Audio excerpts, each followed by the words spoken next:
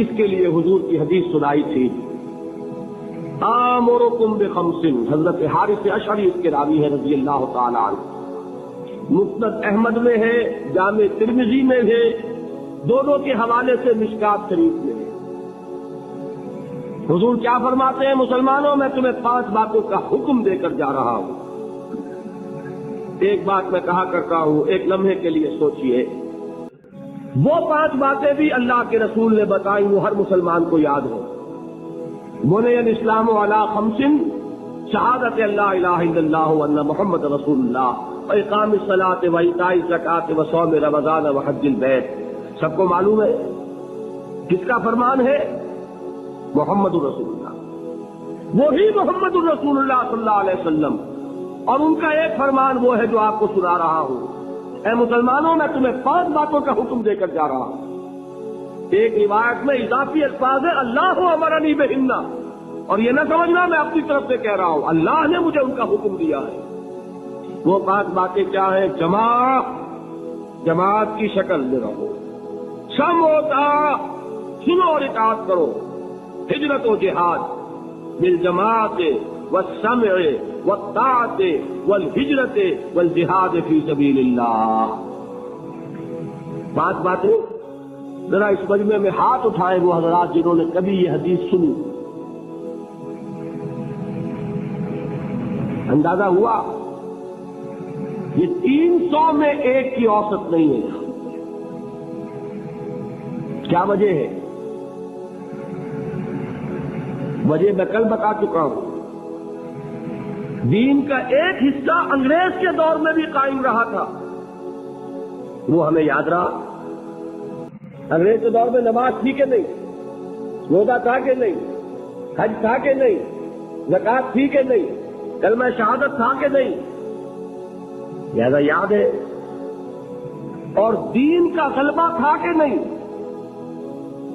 نہیں، غلبہ دین کے تقاضے یاد نہیں۔ سیدھی سیدھی بات ہے، 200 برس ایک شے ہے ہی نہیں، اس کا نتیجہ تو یہی نکلے گا، کیونکہ یہ تقاضے ہیں غلبہ دین کی جدوجہد کو۔ وہ تقاضے ہیں بنی الاسلام علی 5، پہلی چھت کے 5 ستون۔ پہلی چھت تو ہے، 5 ستون بھی ہے۔ تیسری چھت آپ کے ذہن سے نکل گئی، اقامت دین کی فرضیت کو آپ جانتے ہی نہیں، لہذا جو اس کے لوازم ہیں وہ کیسے یاد ہوں گے؟ میں نے لکھا بھی ہے، کئی تقریروں میں، کیسٹوں میں شاید سنا بھی ہو، یہ واقعہ میرے ساتھ پیش آیا۔ یہ حدیث بہت عرصے کے بعد مسلمانوں کو یاد دلائی تھی مولانا ابوالکلام آزاد مرحوم نے۔ پھر اس حدیث کو کوٹ کیا مولانا ابوالعلا مودودی نے۔ میں نے یہ پڑھی ان کی ایک کتاب میں، یہ مجھے پتا نہیں تھا کہ یہ حدیث کی کون سی کتاب میں، یہ میں آج سے 25 سال پہلے کی بات بتا رہا ہوں۔ مجھے چاہیے تھی سند، یہ حدیث اگر ہے تو کس راوی کی روایت ہے، کون سی کتاب میں ہے۔ میں نے ایک دارالعلوم کے شیخ الحدیث صاحب سے جا کر سوال کیا، اور میں کس سے کر سکتا تھا، کہ مجھے اس حدیث کا حوالہ چاہیے۔ وہ اب بھی زندہ ہے، موجود ہیں، بزرگ ہیں، میں ان کا احترام کرتا ہوں۔ ان کا جواب یہ تھا کہ الفاظ بہت نامانوس، یعنی کچھ ذہن میں ہے نہیں، نامانوس سے الفاظ ہیں۔ اس کے بعد جب مجھے پتا چلا یہ مشکات کی روایت ہے، مسند احمد ابن حنبل اور جامع ترمذی کے حوالے سے مشکات میں، مشکات تو پہلی کتاب ہے جو پڑھائی جاتی ہے حدیث کی۔ سوال پیدا ہوا کہ یہ کیوں اوجھل ہو گئی نگاہوں سے؟ جان لیجیے، یہ انسان کا ایک خاص فنومینل ہے، جس چیز پر توجہ ہوتی ہے وہی نظر آتی ہے، توجہ نہیں ہے تو آپ گزر جائیں گے اور آپ کو نظر نہیں آئے گی۔ آپ کسی اور خیال میں ہیں، آپ کے سامنے سے کوئی گزر جائے گا، آپ کو نظر بھی نہیں آئے گا کوئی گزر گیا۔ یہ معاملہ ہوا حضرت عثمان کے ساتھ۔ حضرت عثمان کسی فکر میں بیٹھے ہوئے تھے، حضرت ابوبکر گزرے، حضرت عمر رضی اللہ تعالیٰ عنہ گزرے، سلام کیا، انہوں نے جواب نہیں دیا۔ یہ ناراض ہوئے اپنے دل میں، جا کے شکایت کی حضرت ابوبکر سے، غالباً حضور کے انتقال کے بعد کا واقعہ ہے، اور حضور کے انتقال کے صدمے میں وہ اس وقت بیٹھے ہوئے تھے۔ حضرت ابوبکر سے شکایت کی کہ عثمان کو میں نے سلام کیا، سلام کا جواب نہیں دیا۔ سلام کا جواب نہ دینے کا مطلب یہ ہے دوستی ختم، دشمنی شروع کی۔ سلام بڑی شے ہے یہ، تو انہوں نے بڑی بات محسوس کی۔ وہ گئے حضرت ابوبکر آئے، عثمان کیا معاملہ ہے؟ عمر نے سلام کیا تم نے جواب نہیں دیا۔ کہا کہ حاشا و کلا، میں نے نہ سنا نہ میں نے دیکھا عمر کو گزرتے ہوئے۔ یہ کیا وجہ ہے؟ اس لیے کہ توجہ اس وقت کسی اور چیز پر تھی، آنکھیں کھلی ہیں لیکن آدمی نظر نہیں آتا۔ بندو آپ پڑھتے چلے جائیں گے، ہو سکتا ہے کہ کوئی چیز جو ہے 10 دفعہ آپ کی نگاہوں سے گزری ہو، آپ نے پڑھی نہیں۔ یہ معاملہ ہے، چونکہ یہ چیز ذہنوں سے اوجھل ہو چکی کہ دین کو قائم کرنا بھی فرض ہے، لہذا جو اس کے تقاضے ہیں وہ ذہن اس کو قبول ہی نہیں کرتا۔ الفاظ پڑھ لیتے ہیں، مفہوم کی طرف توجہ نہیں ہوتی۔ یہ تقاضے ہیں قامت دین کے، بالجماعت والسمع والطاعت والہجرت والجہاد فی سبیل اللہ۔ جماعت لازم، جماعت بھی ڈھیلی ڈھالی نہیں، 4 آنے کی ممبری والی نہیں، بلکہ بڑی مضبوط جماعت، ڈسپلن جماعت، سم و طاعت والی جماعت۔ لسن اینڈ اوبے، یہ ہم نے پڑھی تھی 10ویں جماعت میں، ایک نظم آپ نے بھی پڑھی ہوگی، charge of the light brigade. ایک لائٹ بریگیڈ رسالہ ہے، اسے حملے کا حکم دے دیا ہے کمانڈر نے۔ وہ 600 افراد تھے اس دستے میں۔ ایک شخص یہ سوچ رہا ہے someone has blundered، کوئی بہت بڑی غلطی ہو گئی ہے، کسی نے بڑا غلط فیصلہ کیا۔ کیوں؟ cannon to right of them, cannon to left of them, cannon in front of them, cannon behind them۔ داہنی طرف بھی توپ خانہ لگا ہوا ہے، بائیں طرف بھی توپ خانہ ہے، سامنے بھی توپ خانہ ہے، پیچھے بھی توپ خانہ ہے۔ اس حال میں رسالہ چارج کرے گا تو کیا ہوگا؟ خاتمہ۔ یہ سب کچھ نظر آ رہا ہے، someone has blundered، لیکن there is not to reason why، there is but to do and die۔ فوج میں یہ ہے ہی نہیں کہ آپ کوشچن کر سکے کہ یہ حکم کیوں دیا گیا۔ You have to obey, do and die. جب تک ایسی جماعت نہ ہو انقلاب نہیں۔ محمد الرسول اللہ نے کسی چیز کو بھی مجمل نہیں رکھا، بالجماعت والسمع والطاعت۔ جماعت، اور جماعت بھی کیسی؟ سم و طاعت والی جماعت، لسن لوگ۔ اور یہ جماعت کیا کرے گی؟ 2 کام، ہجرت اور جہاد۔ ہجرت کیا ہے؟ آپ سمجھتے ہیں شاید صرف وطن کو چھوڑ دینا ہجرت ہے؟ حضور سے سنیے، پوچھا گیا ای الہجرت افضل یا رسول اللہ، اللہ کے رسول سب سے اعلیٰ ہجرت کون سی ہے؟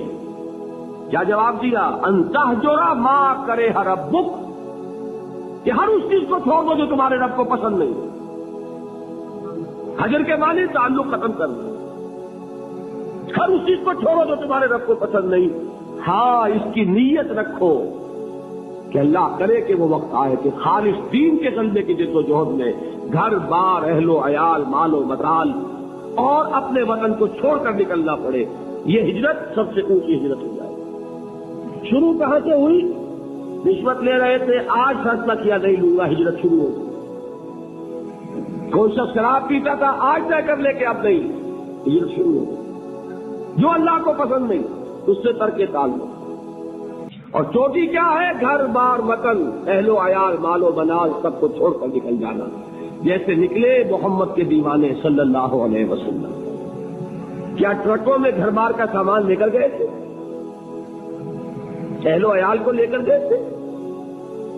تنہا تنہا، کس لیے؟ صرف اللہ کے دین کے غلبے سے۔ جہاد کیا ہے وہ میں بیان کر چکا۔ افضل الجہاد کیا ہے؟ ان تجاہد نفسک فی طاعت اللہ، لیکن نیت چوٹی کی رکھنی ہوگی۔ حضور نے فرمایا جو مسلمان مرا اس حال میں کہ نہ اس نے اللہ کی راہ میں کبھی جنگ کی، نہ جنگ کی خواہش رکھی، نہ اس کے دل میں شہادت کی آرزو تھی، فقد مات علی شعبۃ من النفاق، تو وہ ایک قسم کے نفاق پر مرا ہے، ایمان پر نہیں مرا۔ زیرو لیول نہیں، مائنس لیول، جو کل میں نے آپ کو بتایا تھا۔ نیت یہ رکھو کہ اللہ وہ وقت لائے کہ صرف اللہ کے دین کی غلبے کی جد و جہد میں جنگ کا وقت آئے اور ہماری گردن کٹے۔ یہ وہ آرزو ہے جو آرزو کی محمد رسول اللہ نے، لَوَدِدتُّ أَنْ أُقْتَلَ فِي سَبِيلِ اللَّهِ ثُمَّ أُحْيَا ثُمَّ أُقْتَلَ، میری بڑی خواہش ہے کہ میں اللہ کی راہ میں قتل ہو جاؤں، پھر مجھے زندہ کیا جائے، پھر قتل ہو جاؤں، پھر زندہ کیا جائے۔ یہ بار بار لذت مجھے حاصل ہو اللہ کی راہ میں گردن کٹوانے کی۔ یہ 5 چیزیں یاد ہو جائیں گی کہ نہیں؟ وہ 5 باتیں ہیں پہلی منزل کی، ویسے وہ ستون اوپر تک جائیں گے، لیکن یہ 5 چیزیں ہیں تیسری منزل۔ جماعت سموتات والی کرے گی کیا؟ ہجرت و جہاد۔ آمرکم بخمس، مسلمانوں میں تمہیں 5 باتوں کا حکم دیتا ہوں۔ اللہ امرنی بہن، اللہ نے مجھے اس کا حکم دیا ہے۔ بالجماعت والسمع والطاعت والہجرت والجہاد فی سبیل اللہ۔ دوسری حدیث کیا تھی؟ سادہ سی بات ہے، کسی جہاد کی آخری منزل میں نے بتایا تھا قتال۔ غزوہ احزاب کے موقع پر قتال ہو رہا تھا نا، طے ہوا کہ خندق کھودی جائے۔ اب پھاوڑے چل رہے ہیں، سنگلاخ زمین ہے، پیٹوں پر پتھر باندھے ہوئے چادروں سے کس کر، اس لیے کہ کئی وقت کا فاقہ ہے۔ اس مشقت کو آسان کرنے کے لیے ایک شعر الاپ رہے ہیں صحابہ کرام۔ ویسے تو 2 شعر نقل کیے گئے ہیں۔ ایک شعر تو ایسا ہوتا تھا کہ پہلا مصرع پڑھتے تھے صحابہ، دوسرا پڑھتے تھے حضور۔ صحابہ کیا کہتے تھے؟ اللہم لا عیش الا عیش الآخرہ، اے اللہ عیش تو بس آخرت کا عیش ہے۔ اور عیش اصل میں عربی میں کہتے ہیں زندگی، تعیش، یعیش کسے کہتے ہیں؟ زندہ باد۔ تو اے اللہ زندگی تو آخرت کی زندگی ہے، یہ تو آنی جانی ہے، ختم ہو جانی ہے۔ اور حضور پھر کیا جواب دیتے تھے؟ فاغفر للانصار والمہاجرہ، اے اللہ ان انصار اور مہاجرین کی مغفرت کر دے۔ دوسرا شعر وہ ہے جو صحابہ ہی الاپ رہے تھے۔ یہ آپ کو معلوم ہے کہ بہت مشقت ہو تو اگر ایک ساتھ موشن ہو رہی ہو اور اس کے ساتھ سنکرونائز کرنے کے لیے کچھ پڑھتے جائیں تو ذرا آسانی بھی ہوتی ہے اور چوٹ بیک وقت لگتی ہے تو اس کا اثر زیادہ ہوتا ہے۔ وہ شعر کیا تھا؟ نحن الذین بایعوا محمدا علی الجہاد ما بقینا ابدا، ہم وہ لوگ ہیں جنہوں نے بیعت کی ہے محمد سے جہاد کی صلی اللہ علیہ وسلم۔ اب یہ جہاد جاری رہے گا جب تک جان میں جان ہے۔